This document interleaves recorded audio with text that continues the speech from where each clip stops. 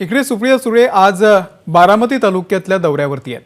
बारामतीमध्ये भिगवण चौकामध्ये सुरू असलेल्या राष्ट्रवादी काँग्रेस शरदचंद्र पवार पक्षाच्या कार्यालयामध्ये सुप्रिया सुळे यांचा जनता दरबार सुरू आहे। या जनता दरबाराला नागरिकांनी गर्दी केलेली आहे। या माध्यमामधून नागरिकांच्या अडीअडचणी सोडवण्याचा प्रयत्न सुप्रिया सुळे करतायत। याचा आढावा घेतलाय जयदीप भगतनं।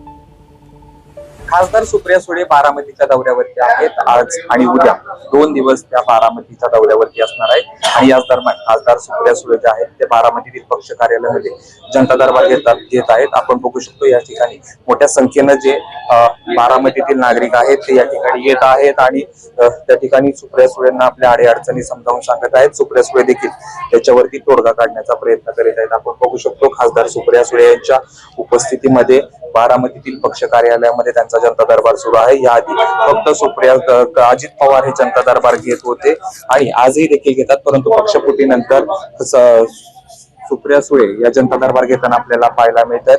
बारामतीतील भिगवण चौकातील पक्ष कार्यालय या ठिकाणी सुप्रिया सुळे आलेल्या आहेत आणि जवळपास 10:30 वाजल्यापासून 1.5 तास उलटून गेले तरी नागरिकांची या ठिकाणी मोठी गर्दी आपल्याला पाहायला मिळते।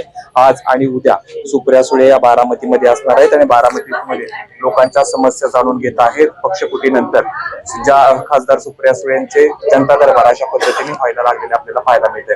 Camera person Dhiraj Jaydeep Bhagat, ABP Majha, Baramati. ABP माझा, उघडा डोळे बघा नीट।